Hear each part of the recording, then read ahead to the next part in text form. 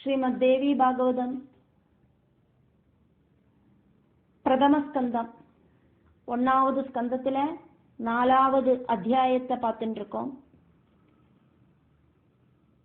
4வது அத்தியாயத்துல முதல்ல சௌனகாதிகள் சூதன் கிட்ட அவரோட டவுட்டுகளை கேட்கிறார்.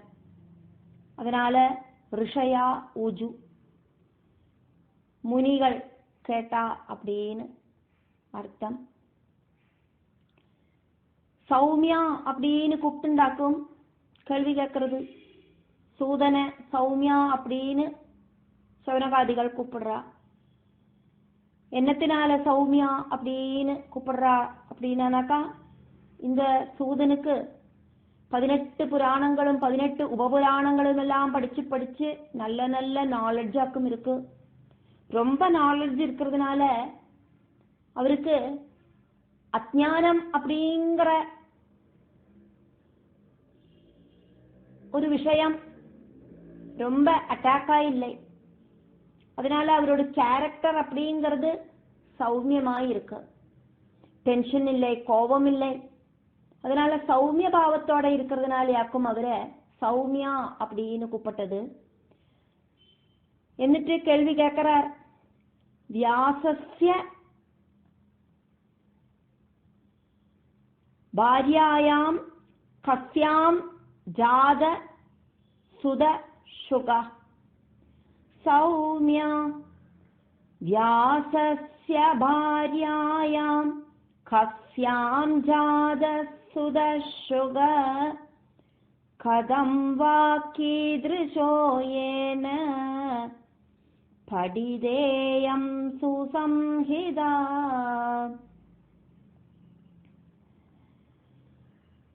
சௌமியமாயிருக்கிற சூதா அப்படின்னு கூப்பிட்டு கேள்வி கேட்கிறார். வியாசனோடு ஏது மனைவியிலேயாக்கும் ஸ்ரீசுகன் அப்படிங்கிற புத்திரன் ஜனிச்சது. வியாச பகவான் அவரோட புத்திரனான ஸ்ரீசுகனுக்கு 18 புராணங்களும் 18 உபபுராணங்களும் சொல்லி கொடுத்துட்டு இருந்தார். அந்த டைம்ல நானும் அங்க இருந்தேன். வியாச பகவானோட அனுகிரகத்தால எனக்கும் அதெல்லாம் கேட்க முடிஞ்சது அப்படின்னாக்குமே நம்ம பார்த்தோம். இப்போ சௌனகாதிகள் அவரோட டவுட்டை கேட்கிறா. ஸ்ரீசுகன் அப்படிங்கிற புத்திரனுக்கு புராணங்களை சொல்லி கொடுத்துட்டு இருந்தார் அப்படின்னு நீங்கள் சொன்னேளே, வியாச பகவான் அவரோட புத்திரனான ஸ்ரீசுகனுக்கு சொல்லி கொடுத்தார் அப்படின்னு சொல்லத்த அந்த ஸ்ரீசுகனோடு அம்மா யாராக்கும் அப்படின்னு அர்த்தம். அதே மாதிரி இந்த ஸ்ரீசுகன் எப்படியாக்கும் இந்த புராண சம்ஹிதகளை எல்லாம் படிச்சார், எத்தனை காலகட்டம் அவருக்கு ஆச்சு இதை படிச்சு முடிக்கிறதுக்கு இப்படின்னு எல்லாமாக்கும் இதனோடு அர்த்தம். ஸ்லோகம் 2. அயோனிஜஹ त्वया प्रोक्तः तदा च अरणिजः शुकः सन्देहो अस्ति महान् तत्र कथयाद्य महामदे. अयोनिजस्त्वया प्रोक्त तदा च अरणिजः शुकः सन्देहोऽस्ति महांस्तत्र कथयाद्य महामदे. சுகன் அப்படிங்கிறவர் அம்மாவோடு கர்ப்பபாத்திரத்திலேந்து ஜனிக்கலை அப்படின்னும் அயோனிஜனாக்கும் அப்படின்னும், அதே மாதிரி விறகுலேந்து ஜனிச்சவராக்கும் அப்படின்னு நீங்கள் சொன்னேளே. இதுல எனக்கு சந்தேகம் இருக்கு. ரொம்ப ரொம்ப புத்தி இருக்கிற சூதா அதையும் எங்களுக்கு இப்போ சொல்லி தாருங்கோ, எங்களோட டவுட்டை கிளியர் பண்ணுங்க. श्लोकम 3. गर्भयोगी श्रुतः पूर्वं शुभो नाम महातपाः कथं च पठितं तेन पुराणं बहुविस्तरम्। गर्भयोगी श्रुतः पूर्वं शुभो नाम महातपाः कथं च पठितं तेन पुराणं बहुविस्तरम्। சூதன் கிட்டேந்து கதை கேட்கறதுக்கு முன்னால நிறைய பேரிட்டேந்து கதைகள் கேட்டிருக்கா இந்த சவுனகாதிகள். அம்மாவோடு கர்ப்பபாத்திரத்திலேந்து ஜனிச்சதாயிட்டாக்கும் அவ கதை கேட்டிருக்கா அப்படின்னு சொல்லறார். சூதனாக்குமானா ஸ்ரீசுகன் அயோனிஜனாக்கும் அப்படின்னு சொல்லறார்.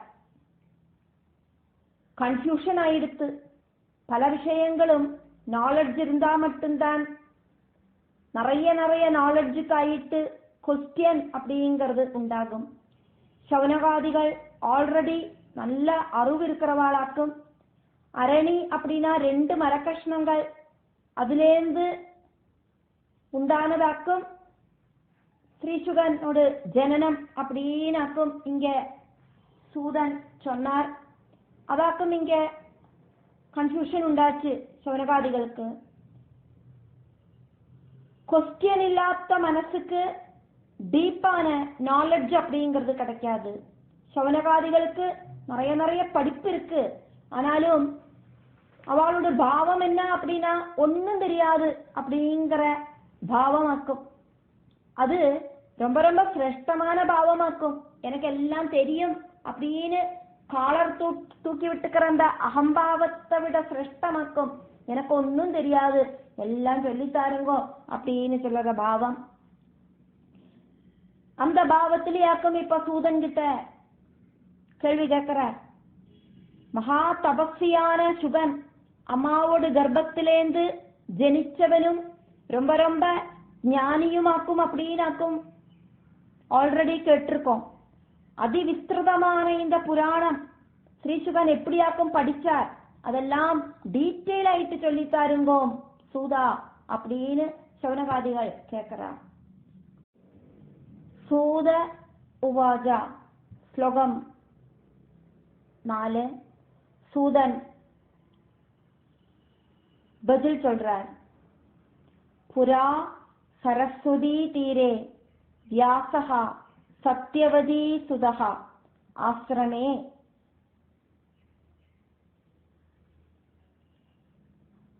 கலவிங்கௌ து திருஷ்ட்வா விஸ்மயம் ஆகதः. புரா சரஸ்வதி தீரே வியாச சத்யவதி சுத ஆசிரமே கலவிங்கௌ து திருஷ்ட்வா விஸ்மயமாகத.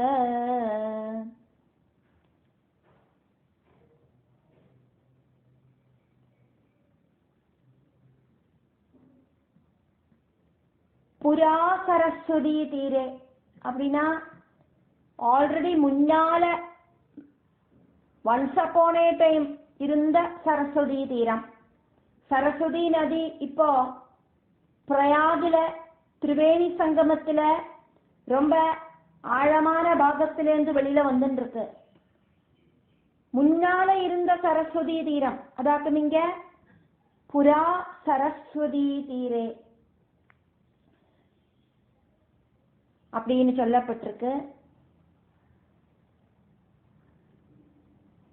வியாச புராணங்களில எல்லாம் பல இடங்களிலேயும் இந்த குரவ பட்சிகளை சொல்லப்படுறது. பாகவதம் 11ஆம் ஸ்கந்தத்துல 7ஆம் அத்தியாயத்துல, அதே மாதிரி ஸ்ரீசுக முகத்திலேந்து அந்த பாகவதம் அப்படிங்கிறது வரதுக்கு சொல்ற மாதிரி ஸ்ரீசுகனோட முகத்தை ஒரு குருவி ஆயிட்டு நம்ம ஸ்டார்டிங்லயே பார்த்தோம். அதே மாதிரி மார்க்கண்டேய புராணத்துல தேவி மகாத்மியத்துல சுரத சமாதி சம்வாதத்துல பட்சிகளை எக்ஸாம்பிளுக்கு சொல்லப்படுறது. இப்படி நிறைய இடத்துல வியாச பகவான் புராணங்களில பட்சிகளை எக்ஸாம்பிளுக்கு சொல்றார். அப்படி சரஸ்வதி தீரத்துல இருக்கிற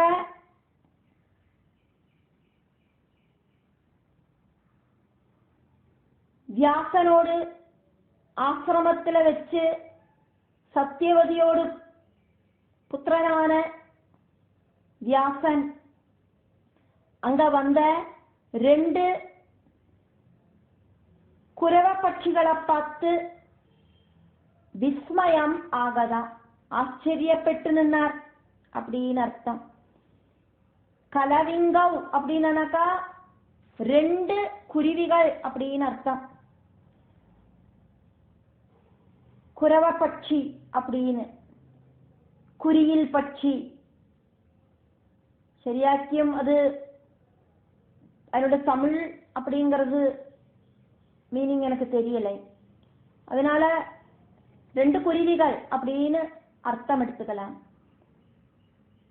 2 எண்ணம் சேர்ந்து இருக்கிறதுனாலயாக்கும் அங்க கலவிங்கவ் அப்படின்னு சொல்லப்பட்டது, அந்த ஔ அப்படின்னு சேர்க்கப்பட்டது. அப்போ சத்தியவதியோடு புத்திரனான வியாசன் சரஸ்வதி தீரத்துல இருக்கிற, சரஸ்வதி நதி தீரத்துல இருக்கிற அவரோட ஆசிரமத்துல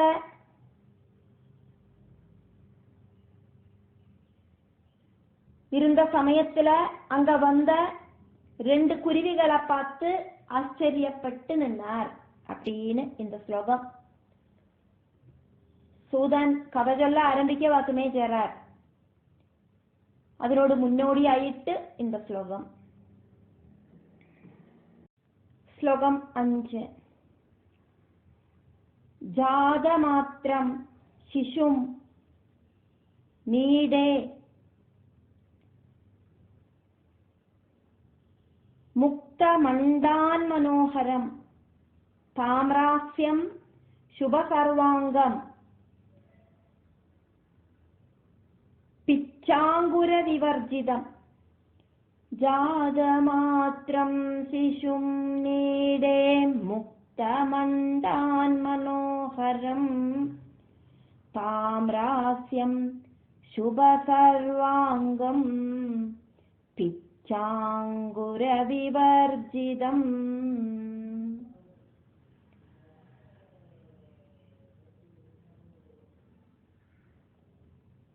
அங்குரம் அப்படின்னா முளைக்கிறது.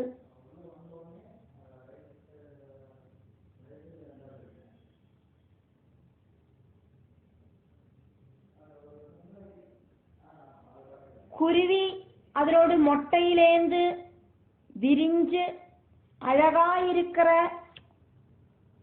ஒரு குருவி குழந்தையும்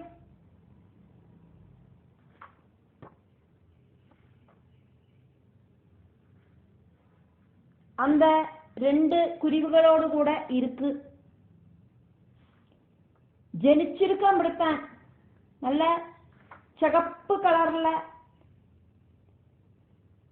முகம், தாமிர ஆஸ்யம், அப்படியே காப்பர் கலர்ல முகம், அழகாயிருக்கிற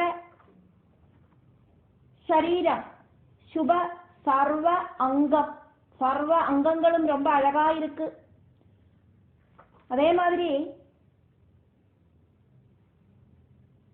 பிச்சாங்குர விவர்ஜிதம், தூவல் அப்படிங்கிறது முளைச்சிட்டே இல்லை. அப்பதான் அந்த மொட்டைக்குள்ள இருந்து வெளியில வந்திருக்கு அந்த குழந்தை. அப்படி 2 பட்சிகள், அம்மா பட்சி குழந்தை, மனை அம்மா பட்சி அப்பா பட்சி ஒரு குழந்தை பட்சி, இப்படி 3 குருவிகளாக்கும் அங்க வந்தது அப்படின்னு இந்த ஸ்லோகம். ஸ்லோகம் 6. தௌதுபக்ஷ்யார்த்தம் அத்யந்தம் ரதௌ ஸ்ரம பராயணௌ शिशोः चञ्जु पुडे भक्ष्यं क्षिबन्दौ च पुनः पुनः तौ तु भक्ष्यार्थमत्यन्तं रदौ श्रमपरायणौ शिशोश्चञ्जुपुडे भक्ष्यं क्षिबन्दौ च पुनः पुनः. தௌ அப்படிங்கிறது அந்த ரெண்டு குருவிகளும், அம்மா குருவியும் அப்பா குருவியும், ரெண்டு குருவிகளும் பக்ஷ்யார்த்தம் அத்தியந்தம், அத்தியந்தம் பக்ஷ்யார்த்தம், உணவு தேடுறதுல ரொம்ப டீப்பாயிட்டு ரதவ் முழுகின் இருந்தா, அத்தியந்தம் சிரம பராயணம் ரொம்ப ரொம்ப டயர்டா இருக்காவா இருந்தா கூடியும் அந்த பட்சி குருவியோடு அந்த குழந்தையோடு வாயில மறுபடியும் மறுபடியும் சாப்பாட போட்டு கொடுத்துட்டே இருந்தா. சஞ்சு புடே அப்படின்னா சுண்டுக்குள்ள, உதட்டுக்குள்ள, வாய்க்குள்ள, புனகா புனகா மறுபடியும் மறுபடியும் பக்ஷ்யம் க்ஷிபந்தௌ உணவை போட்டு கொடுத்துட்டு இருந்தாவா ரெண்டு பேரும் அப்படின்னு இந்த ஸ்லோகம். அவ உணவு தேடிண்டு அலைஞ்சு திரிஞ்சு வந்து ரொம்ப ரொம்ப டயர்டா தான் இருந்தா கூடியும் அந்த குழந்தைய மறக்காம ஓடி ஓடி வந்து அடிக்கடி அடிக்கடி வாயில சாப்பாட கொடுத்துட்டே இருந்தா அப்படின்னு இந்த ஸ்லோகம். அதெல்லாம் வியாசர் தன்னோட ஆசிரமத்துக்குள்ள உட்கார்ந்து வேடிக்கை பார்த்துட்டு இருந்தார். அதையாக்கும் இங்க சூதன் சொல்லின்னு இருக்கார், நம்ம பார்த்துட்டு இருக்கோம். ஸ்லோகம் 7. அங்கேன அங்கானி பாலஸ்ய கர்ஷயந்தௌ முதான்விதௌ சும்பந்தௌ ஜ முகம் பிரேம்னா கலவிங்கௌ शिशोः शुभम्.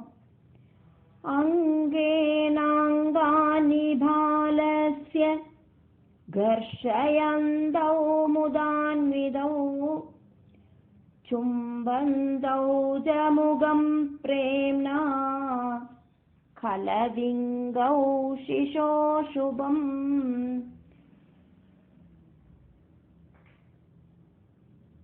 அம்மா குருவியும் அப்பா குருவியும் ரெண்டு பேரும் முதான்விதௌ ரொம்ப ரொம்ப சந்தோஷத்தோடு கூடிட்டு பாலஸ்யா அந்த குழந்தையோடு அங்கங்களில சரீர பாகங்களில அங்கேன அங்கானி சரீர பாகங்களில அங்கங்களை சேர்த்து கர்ஷயந்தௌ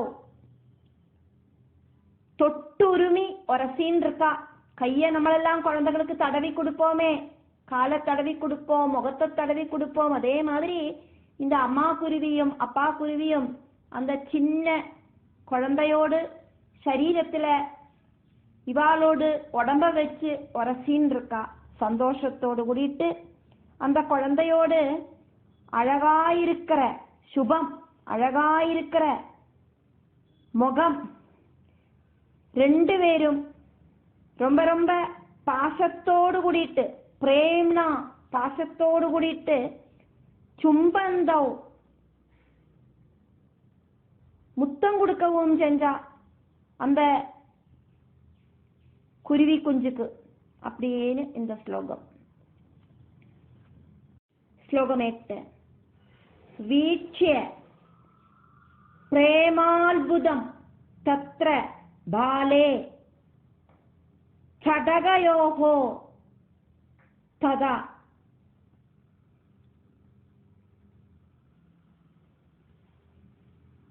வியாசஹ சிந்தாதுரஹ காமம் மனசா சமசிந்தயத்.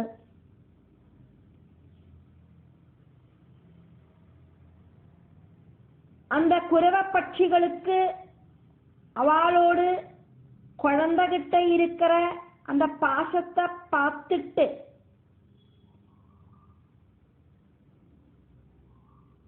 வியாச பகவான்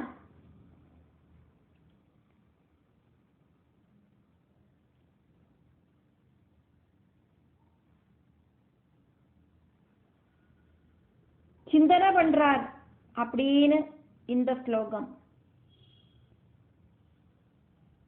வியாசஹா சிந்த ஆதுரஹா, ரொம்ப கவலையோடு கூடிட்டு சிந்தனை பண்ணினார் அப்படின்னு இந்த ஸ்லோகம். வீட்சியா அப்படின்னா பார்த்துட்டு, ஆச்சரியத்தோடு கூடிட்டு பார்த்துட்டு நிக்க வாக்கம் செஞ்சார் வியாசன் இந்த நிகழ்ச்சியை. அதுக்கப்புறம் கவலையோடு கூடிட்டு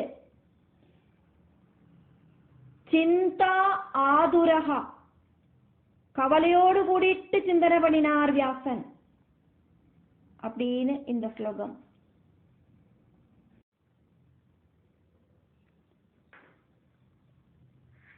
உணவு தேடுறதுக்கு போன அம்மா குருவி அப்பா குருவி அவளுக்கெல்லாம் பசிக்கிறது இருந்தா கூடியும் குழந்தைக்கு பசிக்குமே அப்படின்னு சொல்லிட்டு அந்த குருவிகள் அவளோட வாயில போட்டு சவச்சரைச்ச உணவை குழந்தையோடு வாயில போட்டு கொடுக்கிறது. எனக்கு பசிக்கிறதே நான் சாப்பிட்டுக்கிறேன் அப்படின்னு அவ நினைக்கல. குழந்தையோடு பசிய மாத்தனம் அப்படின்னு தோணிட்டு குழந்தைக்கு முதல்ல உணவை கொடுக்கிறது.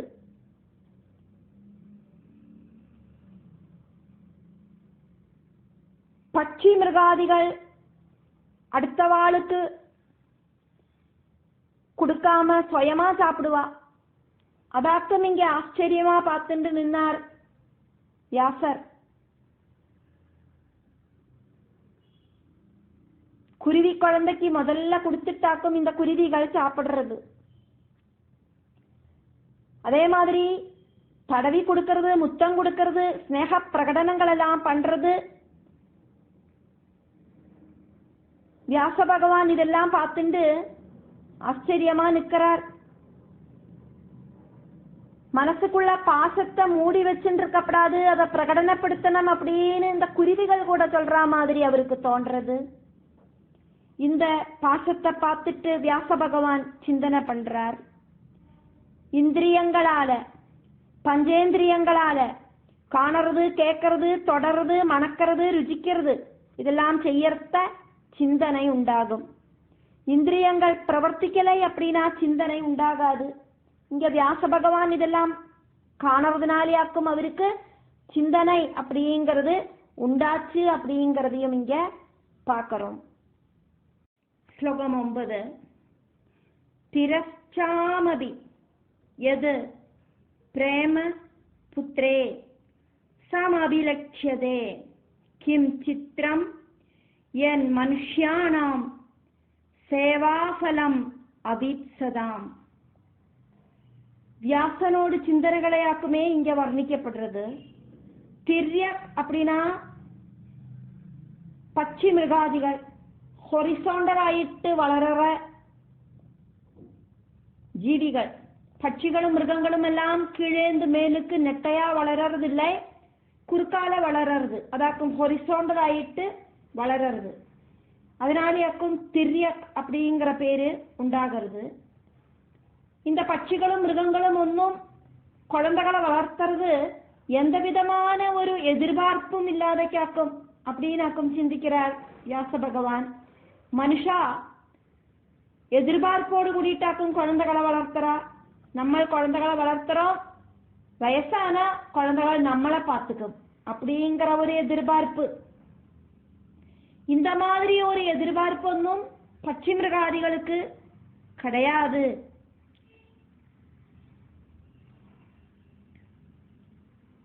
அப்படின்னு வியாச பகவான் சிந்தனை பண்றார். அதையாக்கும் இங்க சூதன் சொல்லிட்டு இருக்கார். திரச்சாமபியத் பிரேம புத்ரே பத்ரே சமபிலட்சியதே கிம் சித்ரம் யன்மனுஷ்யாணாம் சேவாஃபலமபீப்சதாம். திரியக்களுக்கு கூடியும் சொந்தம் குழந்தைகள் கிட்ட அதியான பிரேமம் இருக்கு அப்படிங்கறத தெரிஞ்சுக்கிறார் வியாச பகவான். கர்மபலம் பிரதீட்சிக்கிற மனுஷாளோட விஷயத்துல என்னவாக்கும் ஆச்சரியம் இருக்கு. குழந்தைகளை பாசத்தோடு கூடிட்டு மனுஷா வளர்த்தரா. ஃபியூச்சர்ல அந்த குழந்தைகள் வயசு காலத்துல நம்மளை பார்த்துக்கும் அப்படிங்கிற எதிர்பார்ப்போடு கூடிட்டு வளர்த்தரா. அதாக்கும் இங்க கர்மபலம் பிரதீட்சிக்கிற மனுஷா அப்படின்னு. சேவாபலம் அபீப்சதாம் மனுஷ்யானாம். இந்த மனுஷாளோட காரியத்துல ஆச்சரியப்படுறதுக்கு என்ன இருக்கு, கிம் சித்ரம் அப்படின்னு வியாச பகவான் யோசிக்கிறார். ஸ்லோகம் 10. கிம் ஏதௌ சடகௌ ச அஸ்ய விவாஹம் சுபசாதனம் விரஜ்ய சுகினௌ ஸ்யாதாம் திருஷ்ட்வா வத்வா முகம் சுபம். வியாச பகவான் சிந்தனை பண்றார் அப்படின்னு பார்த்தோம். திருமணம் எல்லாம் பண்ணிண்டு வம்சவர்தனை உண்டாகிறதுல இந்த குருவிகளுக்கு சந்தோஷப்படுற மாதிரி எந்த விதமான அவஸ்தையும் இல்லை. நமக்கெல்லாம் வீட்டுல புத்திரன் புத்திரிக்கெல்லாம் கல்யாணமாகும், அதுக்கப்புறம் பேரன் பேர குழந்தைகள் எல்லாம் பார்க்கிற அந்த சந்தோஷம் எல்லாம் இருக்கு. ஆனா இந்த குருவிகளுக்கு இந்த குருவி குழந்தைய வளர்த்தினா அதோடு கூடிட்டு அவளோட கடமை முடிஞ்சது. இனி அந்த குழந்தையான அந்த குருவிக்கு கல்யாணத்தை பண்ணி பார்த்து அதுக்கு புத்திரனை பார்த்து புத்திரிய பார்த்து பேர குழந்தைகளை பார்த்து இப்படி ஒரு அட்டாச்மெண்ட் ஒன்றும் இந்த குருவிகளுக்கு இல்லை. அதனால திருமணம் பண்ணிண்டு வம்சவர்தனவு உண்டாகிற விஷயத்துல இந்த குருவிகளுக்கு சந்தோஷப்படுத்துற மாதிரி ஒரு அவஸ்தை அப்படிங்கிறது இல்லையே. அதுக்கப்புறமா என்னத்துக்காக்கும் இப்படி வாயில சாப்பாட கொடுத்து இப்படி பாசத்தோடு கூடிட்டு வளர்த்துறது அப்படின்னு வியாச பகவான் இங்க சிந்தனை பண்றார் அப்படின்னு சூதன் சொல்றார். கிமேதௌ சடகௌ ஜாஸ்ய விவாஹம் சுகசாதனம் விரஜ்ய சுகினௌ ஸ்யாதாம் திருஷ்ட்வா வத்வா முகம் சுபம். வத்வா அப்படின்னா மனைவியோடு, சுபம் முகம் நல்ல அழகான முகத்தை பார்த்துட்டு அப்படின்னு அர்த்தம். இந்த ரெண்டு குருவிகளும் இந்த குழந்தைக்கு வாயில சாப்பாட கொடுக்கறது. அதுக்கப்புறமா இந்த குழந்தைய பெருசாயி அந்த குழந்தைக்கு ஒரு கல்யாணத்தை பண்ணி பார்த்து அந்த மருமகளோடு முகத்தை பார்த்து ஒரு சந்தோஷம் வர்றதுக்கான வாய்ப்பொன்னும் இந்த குருவிகளுக்கு இல்லை. இந்த குருவிகள் அப்படிங்கிற தம்பதிகள் அந்த புத்திரனுக்கு வாயில சாப்பாட கொடுத்துட்டு இருக்கா அப்படிங்கறத பார்த்தோம். வியாச பகவான் இங்க அதை பத்தின சிந்தனைய பண்ணிட்டு இருக்கார் அப்படிங்கறத பார்த்துட்டு இருக்கோம். இந்த புத்திரனை ஃபியூச்சர்ல